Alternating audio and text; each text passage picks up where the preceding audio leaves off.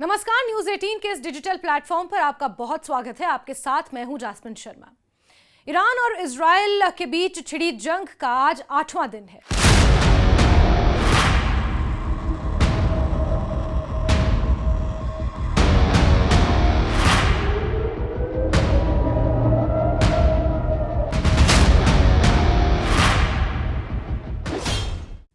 Iran की तरफ से बैलिस्टिक मिसाइलें दागी गई हैं। इजराइल को भी काफी नुकसान हुआ है और ये जंग अब और ज्यादा भीषण हो गई है।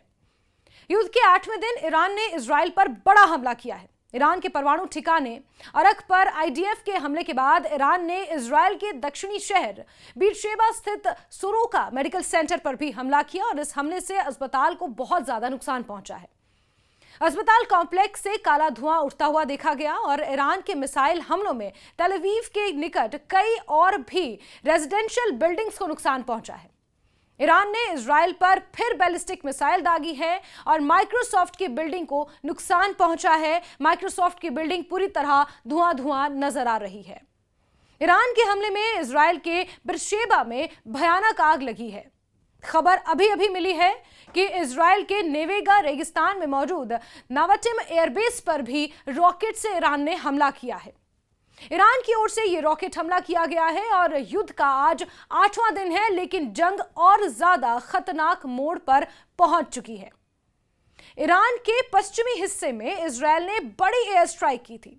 इजराइल की डिफेंस फोर्स का यह दावा है कि हमला ईरान की बैलिस्टिक मिसाइल ढांचे और ईरान के सैनिकों को निशाना बनाकर किया गया था, लेकिन ईरान भी पीछे हटने वाला नहीं है। ईरान भी लगातार बैलिस्टिक मिसाइलों से इजराइल को धूल चटा रहा है। इस ऑपरेशन में इजरायली एयरफोर्स के लगभग 20 फाइटर जेट्स शामिल थे। इजराइल के दावे के मुताबिक इस हमले के दौरान ड्रोन से उन ट्रकों को भी निशाना बनाया गया जिनके लिए मिसाइलों को लॉन्चिंग साइट तक ले जाया जा रहा था। इजराइल और ईरान के बीच 7वें दिन लड़ाई काफी घमासान हो गई और 8वें दिन तक कंटिन्यू है। मिसाइल, ड्रोन, हवाई हमलों से दोनों देशों की जमीन थर्रा रही है। हर तरफ चीख पुकार है, लोगों की जानें जा रही हैं, लोग जख्मी भी हो रहे हैं। गुरुवार को यानी बीते कल इजराइल के मिसाइल हमले में ईरान के 200 से ज्यादा लोग जख्मी हुए।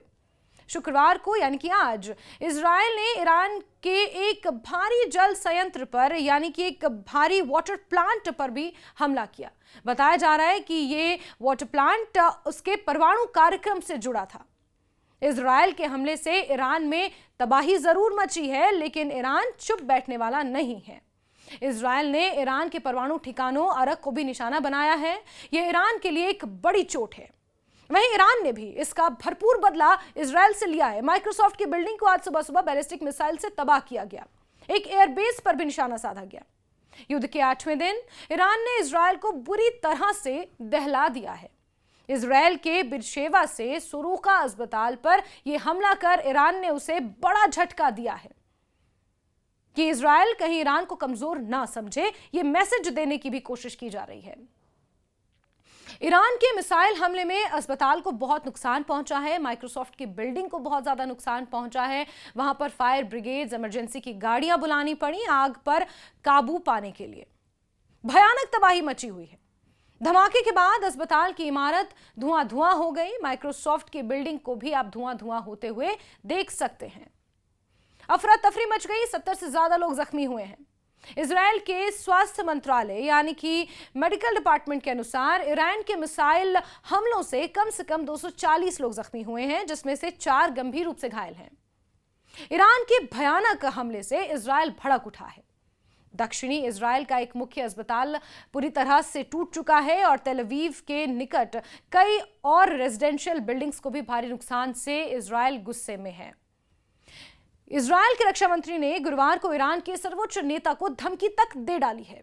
מצב חמינאי היטלר המודרני, אדם עומד עשרות שנים בראש מעצמה, יש לו השפעה אידיאולוגית רבה, הוא מפעיל אותה ואומר שהוא בעד השמדת ישראל, הוא מפעיל את כל המשאבים גם על חשבון העם שלו למען המטרה. ואנחנו רואים היום הוכחה שהוא באופן אישי נותן הוראה לירות על בתי חולים. इजराइल के रक्षा मंत्री कात्स ने कहा कि ईरान के सर्वोच्च नेता अयातुल्ला अली खamenei का अस्तित्व नहीं बचेगा। ये धमकी उन्होंने दी। उन्होंने कहा कि इजरायली रक्षा बलों को निर्देश दिए गए हैं और वो जानते हैं कि अपने सभी लक्ष्यों को किस तरह हासिल करना है। उन्होंने एक तल्ख लहजे में कहा कि खamenei को बिल्कुल भी अस्तित्व में रहने का अधिकार नहीं होना चाहिए। वहीं इजराइल के प्रधानमंत्री बेंजामिन नेतन्याहू ने अस्पताल पर हमले की निंदा की और जवाब देने का संकल्प लेते हुए कहा कि हम तेहरान में बैठे अत्याचारियों से इसकी पूरी कीमत वसूलेंगे। इजराइल पर ईरान ने करीब 400 मिसाइलें और सैकड़ों ड्रोन्स दागे हैं, जिससे इजराइल में कम से कम 24 लोग मारे गए हैं और सैकड़ों लोग जख्मी भी हुए हैं। वहीं इजराइल के हमले में भी सैकड़ों लोग मारे गए हैं। वॉशिंगटन स्थित एक ईरानी मानवाधिकार समूह ने यह बताया कि ईरान में 263 आम नागरिक सहित कम से कम 640 लोग मारे गए हैं और 1300 से ज्यादा लोग जख्मी भी हैं। ईरानी मिसाइलों के बीच इजरायली सेना के एक अधिकारी ने गुरुवार को कहा कि ईरान ने अपने हमलों में कई आयुधों वाली मिसाइल का इस्तेमाल किया है, जिसमें इजराइल की सुरक्षा के लिए नई चुनौती पैदा हो सकती है। यानी कि इजराइल अगर ये समझकर बैठा है कि वो सबसे शक्तिशाली है, उसके ऊपर अमेरिका का हाथ है, तो ईरान को भी कम नहीं समझा जा सकता। ईरान ने भी अपनी तैयारी पूरी कर रखी है। ईरान की कई मिसाइलें इजराइल की आयरन डोम को चुनौती दे रही हैं। इजराइल की सबसे मजबूत आयरन डोम जैसी हवाई रक्षा प्रणाली के लिए बहुत बड़ी चुनौती बनकर पैदा हो रही हैं ईरान की मिसाइलें। और अब जिस तरह से खबर ये निकल कर आई है कि ईरान ने भी हमले करने शुरू कर दिए और इस तरह के हमले जिससे सीधे इजराइल को चोट लग रही है, जहां अस्पताल पर निशाना, माइक्रोसॉफ्ट की बिल्डिंग पर निशाना, कई लोगों के जख्मी होने की जो खबरें मिल रही हैं। साथ ही साथ खबर ये भी कि ईरान के हमले में इजराइल के बरशीबा में आग को बुझाना मुश्किल हो गया था। साथ ही साथ नेवेगा रेगिस्तान में मौजूद नवटिम एयरबेस पर भी रॉकेट से हमला करना शुरू कर दिया है। इजराइल इससे कहीं ना कहीं भड़क उठा है। हालांकि अमेरिका का सीधा साथ इजराइल को है। इंतजार ये किया जा रहा है कि राष्ट्रपति डोनाल्ड ट्रंप कब सीधे डायरेक्टली इस युद्ध में कूदते हैं, जिस बात का जिक्र इजराइल कर चुका है। लेकिन ईरान भी पीछे हटने को नहीं है। लेकिन अब जो खबर निकल कर आ रही है उसके मुताबिक राष्ट्रपति डोनाल्ड ट्रंप ने यह भी कहा कि हम 2 हफ्ते का और वक्त ईरान को देना चाहते हैं। इस तरह की भी अटकलें हैं, इस तरह की भी खबरें हैं। लेकिन ईरान अब थमने वाला नहीं है, रुकने वाला नहीं है। इस युद्ध का 8वां दिन है और 8वें दिन किस तरह तबाही का मंजर देखने को मिल रहा है, ये सबके सामने है। जहां एक तरफ इजराइल हमला करता है तो रिटेलिएट करने के लिए ईरान भी चुप नहीं बैठता है और अपनी बैलिस्टिक मिसाइलों से ताबड़तोड़ हमले कर रहा है। ताजा हमले में इजराइल की माइक्रोसॉफ्ट बिल्डिंग और एक अस्पताल को नुकसान पहुंचा है। अब देखना होगा कि इजराइल इसको लेकर क्या करता है, क्योंकि इजराइल धमकी दे चुका है, जवाब दे चुका है कि इसकी कीमत तेहरान में बैठे लोगों से वसूली जाएगी।